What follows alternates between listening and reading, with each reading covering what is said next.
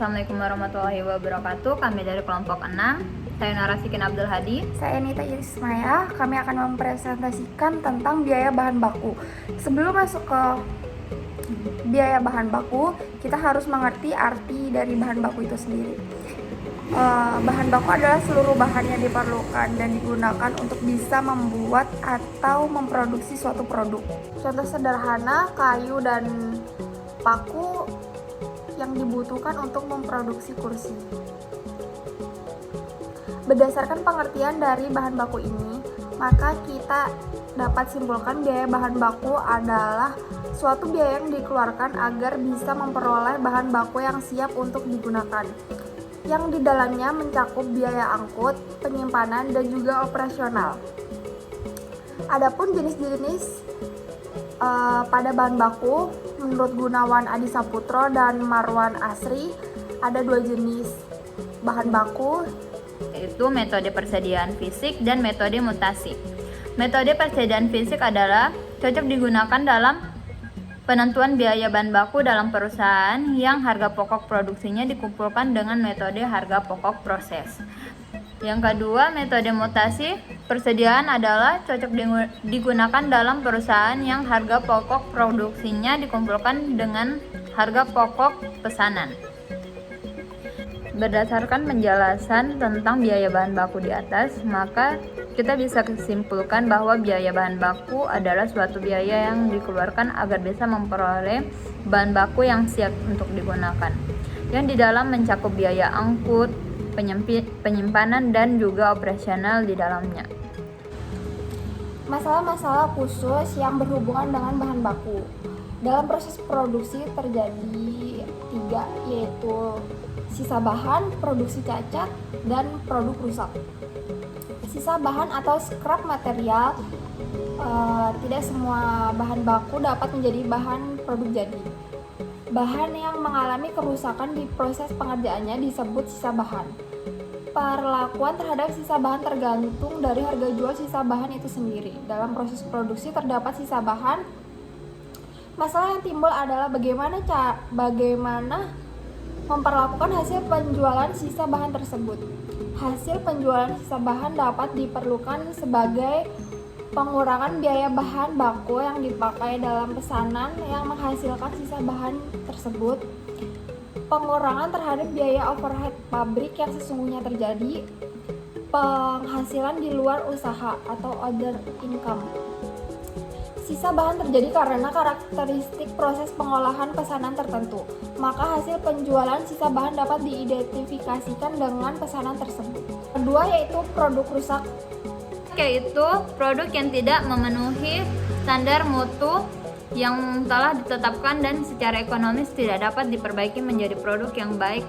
Diperlakukan terhadap produk yang rusak tergantung dari sifat dan sebab terjadinya. Ada 3, yaitu jika produk rusak terjadi karena sulitnya pengerjaan pesanan tertentu atau faktor luar yang biasanya terjadi. 2, jika produk rusak merupakan hal yang normal terjadi dalam proses pengolahan produk.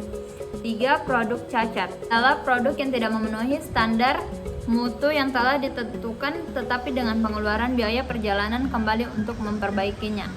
Produk tersebut secara ekonomis dapat disempurnakan lagi menjadi produk jadi yang baik.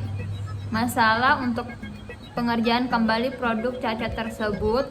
Jika produk cacat bukan merupakan hal yang biasa terjadi dalam proses pengerjaan produksi, tetapi karena karakteristik pengerjaan pesanan tertentu, maka biaya pengerjaan kembali produk cacat dapat dibebankan sebagai tambahan biaya produk pesanan yang bersangkutan. Kemudian unsur biaya yang diperhitungkan dalam harga pokok bahan baku. Apabila bahan baku diimpor, unsur harga pokoknya akan berbeda dengan apabila bahan baku tersebut dibeli dari dalam negeri. Dalam perdagangan luar negeri, harga barang yang disetujui bersama antara pembeli dan penjual akan mempengaruhi biaya-biaya yang menjadi tanggungan pembeli. Bahan baku dapat diimpor dengan syarat harga free alongside ship. Metode masuk pertama, keluar pertama. Metode masuk pertama, keluar pertama menentukan biaya bahan baku dengan anggapan bahwa harga pokok persatuan bahan baku yang masuk pertama dalam gudang digunakan untuk menentukan harga bahan baku yang pertama kali dipakai. Metode masuk terakhir, keluar pertama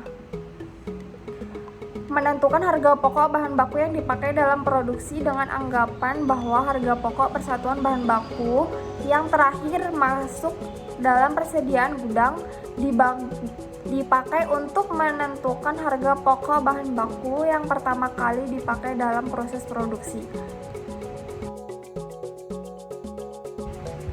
Metode rata-rata bergerak. Dalam metode ini, persediaan bahan baku yang ada di gudang dihitung harga pokok rata-ratanya dengan cara membagi total harga pokok dengan jumlah persatuannya. Setiap kali terjadi pembelian yang harga pokok persatuannya berbeda dengan harga pokok rata-rata persediaan yang ada di gudang, harus dilakukan perhitungan harga pokok rata-rata persatuan yang baru. Metode biaya standar. Dalam metode ini, bahan baku yang dibeli dicatat dalam kartu persediaan sebesar harga standar, yaitu harga taksiran yang mencerminkan harga yang diharapkan akan terjadi di masa yang akan datang. Metode rata-rata harga pokok bahan baku pada akhir bulan.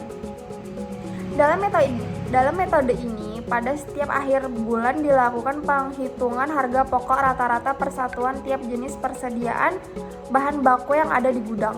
Harga pokok rata-rata persatuan ini kemudian digunakan untuk menghitung harga pokok bahan baku yang dipakai dalam produksi dalam bulan berikutnya.